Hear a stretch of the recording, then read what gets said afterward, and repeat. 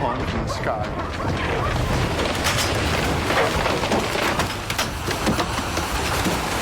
Hello everyone and welcome to Action RPG Build Guide Edition. Today I'm ready to drop on you potentially one of the most fun builds for Season 3. This is the new Frogger Beastmaster build, and we are already over 500 corruption, already beat Aberoth, but honestly, it is just awesome to play. As always, I will show you every single facet of the build. Everything is timestamped in the description below if you need to bounce around. Let's not waste any time and jump right into this. Starting off with some gameplay. Now, the corruption you are currently looking at is 586, and this build could definitely go higher based upon your gear. The skills that I am using for this Frogger build are Leap, Frenzy Totem, Warcry, Summon Wolf, and Eterra's Blessing. And I'm going to show you the clear speed on frogs, even at 586 corruption. Now, what's great about this build as well, as a Beastmaster, it doesn't require swipe. So you've got awesome clear speed. You don't have to be in melee range. And the frogs are one of the best minions I have ever played in this game. They are ranged, they auto-revive, they are aggressive, and I literally think they are 2 or 3 times faster than squirrels. They are really, really strong. So awesome clear speed, good single target, and literally no maintenance. They do die quite often, but the fact that they auto-revive makes it very nice. And this is like the fastest echo ever. They're bouncing around. You're jumping around, dropping Warcry, dropping Frenzy Totem, and then having your Wolf Howl. Your spam ability is Eterra's Blessing.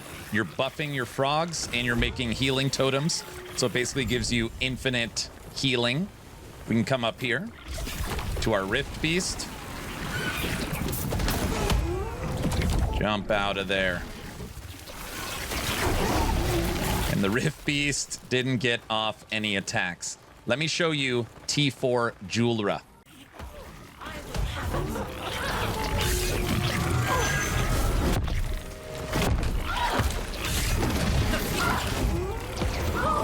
T4 Julra smoked. Now let's show an Aberoth fight.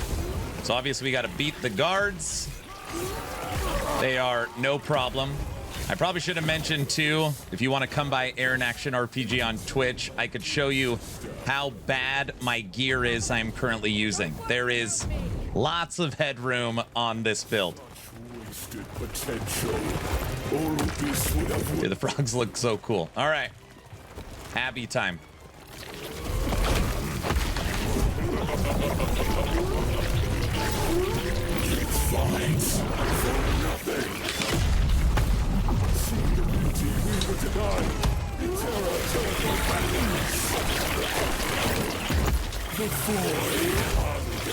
Aggressive, ranged, auto resummon. You unlock frogs through a new primordial helmet.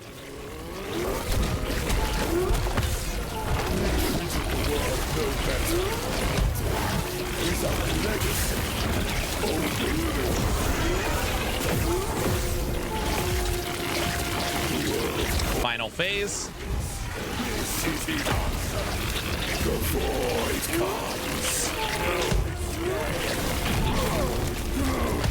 Aberoth crushed. Let me show you how to recreate this build. So what we're going to start with is breaking down the blessings, idols, and gear, starting with blessings. Now, I say this over and over again. Your blessings are determined based upon your gear. So you could always switch these out if you need more resistances, you need crit avoidance, you need endurance. For me right now, I have health, double armor, all resistance, and my favorite blessing, which is double health regen. You'll see here that on the planner, I have over 1100 health regen, which is a great source of sustain. Now, moving over to idols, there are 2 that are required for this build. So this actually doesn't come online until you are level 73. The first item is right here. This is Chorus of the Anurok Chorus of the Frogs, and this is what actually gives you the frog army, and which gives you a bigger frog army is right here, the idol, the land before. This gives you 4 to maximum companions, so that's why you can have an extra 4 frogs. The other idols that I am currently using is max life and helping to round out my resistances. Now, when you're looking at the gear, I just mentioned you do need this helmet and you do need this idol. The rest of the items, you can totally pick for yourself, but I'm going to give you some ideas of what is best in slot. Now, for the body armor, we are using Mantle of the Pale Ox. This is such a good body armor. It's also a common drop and fairly easy to find 2 LP, and this is going to give you a bunch of damage reduction. We are using the new Evolution's End Amulet. This is going to give you minion damage, 2 to skill, all res, movement, and all attributes. And it'll give you another minion that will help with your frog army. For our weapons, we are using Cleaver Solution and Null's Tooth, kind of a standard combo. And I've been getting asked a lot on stream, why am I still using Cleaver Solution when frogs don't scale with intelligence? Well, the reason why that is because I am using Vessels of Strife. Vessels of Strife is going to take your health regen and turn it into ward. And what Cleaver Solution does is takes your strength and turn it into intelligence. So the more intelligence you have, the more ward retention you have, which gives you more sustain. If you are not using Vessels of Strife, which is not required by any means, you can use the Weaver Relic, you can use Shattered Realms, you could use a good crafted one. You would not need Cleaver Solution. So this is only good if you're using Vessels of Strife. Belt, just standard double minion, double health armor. Boots, we're using Citadel boots for the reduced bonus damage taken from critical strikes. There is one affix that is very important for this build. It rolls on your amulet and it rolls on your gloves, and that is increased area for minion skills. You get multiplicative damage for your frogs based upon this stat. And this stat, again, only rolls on gloves, amulet, and it's actually on the helmet itself. Very, very important. You will notice your damage go much higher once you have those affixes. Now, for the rings, I hate to say it because it actually fits the build great. For Endgame, double red rings is likely the best because your attribute stacking for this build. That being said, what I am currently using is Ribbons of Blood. This gives base damage, leech, and your minions can't be crit. And then the other ring I am using is Phantom Grip for the 2 to skills and base crit. This is also very easy to get with high LP. But again, all of these items, they are not required for the build whatsoever. The only items that are required is this helmet and this idol. Now, I should probably say before we move off of gear that your frog's stats are based upon attunement, strength, and dexterity. The reason why dexterity is so important on this build and why I have 103 of it is because every point of dexterity gives your frogs 4% critical strike multiplier. So if you have 400 dex, you have 400% crit multiplier for your frogs. And it's very easy to make this a guaranteed critical strike build. So you want to get as much dex as humanly possible. So now let's break down the skills, and you actually do have some options here. The first skill that we are taking, as you could saw from the gameplay, is Leap, and this build has great clear speed. Now on here, we're in the basic Leap setup. You're going to be giving your frogs base damage. Your singular wolf will be jumping with you. You're going to get Frenzy, Cleanse. You're going to be able to leap more often, even with more cooldown, and you're going to be immune. You're also going to pull enemies in while you leap. Again, very simple setup. Now, Wolf, I'm getting tons of questions about. Aaron, why would you take Wolf?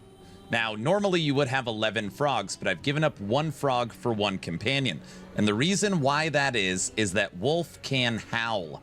And what's great about the howl ability is it's kind of automated, and you can reset it, and it gives 35% multiplicative damage to your frogs. It also gives your frogs haste, and it gives your frogs attack speed.